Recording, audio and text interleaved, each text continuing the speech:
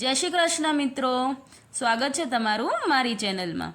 તો આજે આપણે બનાવીશું નાસ્તામાં એકદમ ચટપટા અને સ્વાદિષ્ટ એવા જામનગરના ફેમસ તીખા દાળના ઘૂઘરા। તો ચાલો રેસીપી શરૂ કરીએ। તો રેસીપી શરૂ કરતાં પહેલાં જો તમને મારી રેસીપીઓ ગમતી હોય ને હજી સુધી તમે મારી ચેનલને સબસ્ક્રાઈબ ન કરી હોય તો ચેનલને સબસ્ક્રાઈબ કરી લેજો અને બાજુમાં આવેલી ઘંટી દબાવજો, એટલે તમને નવી નવી રેસીપીના નોટિફિકેશન મળી રહે।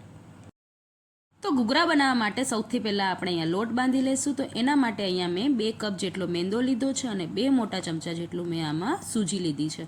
સ્વાદ અનુસાર એમાં મીઠું એડ કરશું, અડધી નાની ચમચી જેટલો આપણે એમાં અજમો એડ કરશું અને 2 મોટા ચમચા જેટલું આપણે એમાં ઘી એડ કરશું અને દરેક વસ્તુને વ્યવસ્થિત મિક્સ કરી લેશું અને થોડુંક પાણી એડ કરીને આપણે એક કઠણ લોટ બાંધી લેવાનું છે। જેમ આપણે પરાઠાનો લોટ બાંધીએ ને બિલકુલ એવું લોટ બાંધી લેવાનું છે અને એને આપણે 10 થી 15 મિનિટ માટે રેસ્ટ માટે મૂકી દઈશું।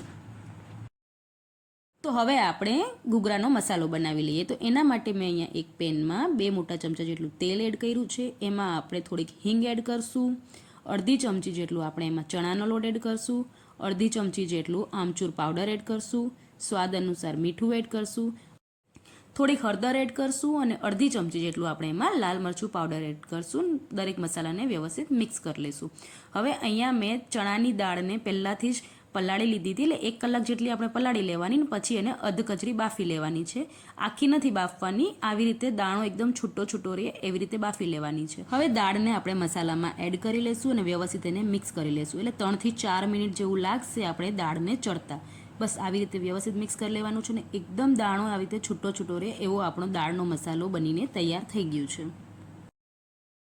હવે આપણે અહીંયા 2 થી 3 મીડિયમ સાઇઝના બટેકા લઈ લઈશું। તો બટેકાને મેં પહેલાંથી બાફી લીધા છે અને આવી રીતે નાના પીસીસમાં કટ કરી લીધા છે। એમાં આપણે સ્વાદ અનુસાર મીઠું, અડધી ચમચી જેટલું લાલ મરચું પાવડર અને થોડુંક તેલ એડ કરીને એને વ્યવસ્થિત મિક્સ કરી લઈશું। તો આપણો બટેકાનો મસાલો પણ રેડી થઈ ગયું છે। હવે આપણે જે લોટ બાંધ્યો હતો એને આપણે મસળી લેશું। તો અહીંયા થોડુંક હું તેલ એડ કરું છું અને વ્યવસ્થિત આપણે મસળી લેવાનું છે લોટને। હવે લોટ મસળાઈ જાય એટલે આપણે એના નાના લુવા કરી લેવાના છે અને આપણે એની પૂરી વણી લેશું। તો બિલકુલ નાની પૂરી વણી લેવાની છે અને એકદમ પતલીએ નથી વણવાની અને બહુ જાડીએ નથી વણવાની, મીડિયમ સાઇઝની આપણે એને પૂરી વણી લેશું। તો બિલકુલ આવી રીતે આપણે પૂરી વણી લેવાની છે। તો હવે આપણે ઘૂઘરા બનાવી લેશું। તો એના માટે મેં અહીંયા આવી રીતે એક મશીન લીધું છે, એમાં આપણે આ પૂરી મૂકી દેવાની અને આપણે જે દાળનો મસાલો બનાવ્યો હતો એ 1 ચમચી જેટલી એડ કરવાની। તો આવી રીતે આપણે બધાય ઘૂઘરા પહેલાં બનાવી લેશું અને હવે આપણે ઘૂઘરાને ફ્રાય કરી લેશું। તો અહીંયા મેં તેલને પહેલાંથી જ ગરમ કરવા મૂકી દીધું હતું। તો આપણે હવે થોડા કરીને એમાં ઘૂઘરા એડ કરશું, એને તળી લેશું। તો ઘૂઘરા તળતી વખતે આપણે આ વસ્તુનું ધ્યાન રાખવાનું છે કે તેલ બહુ ગરમ ન હોવો જોઈએ। જો તેલ વધારે ગરમ હશે તો ઘૂઘરા ઉપર આપણે બબલ્સ આવી જશે અને એ અંદરથી કાચા રહી જશે। તો એકદમ ધીમી આંચ પર આપણે ધીમે ઘૂઘરાને તળી લેવાના છે ને એકદમ આવી રીતે ગોલ્ડન બ્રાઉન થઈ જાય ત્યાં સુધી આપણે ઘૂઘરા તળી લેવાના, એટલે આપણા ઘૂઘરા કાચાઈ ન રહે અને અંદરથી વ્યવસ્થિત પાકી જાય। તો બિલકુલ આવી રીતે આપણે બધાય ઘૂઘરાને તળી લેશું। તો હવે આપણે ઘૂઘરા સર્વ કરી લઈશું। તો જેવી રીતે માર્કેટમાં સર્વ થાય છે ને બિલકુલ એવી રીતે જ આપણે સર્વ કરવાના છે। તો સૌથી પહેલાં આપણે આવી રીતે ઘૂઘરાને વચમાંથી તોડી લેવાનું છે અને આપણે જે બટેકાનો મસાલો બનાવ્યો હતો એ થોડુંક આપણે એમાં એડ કરવાનું છે।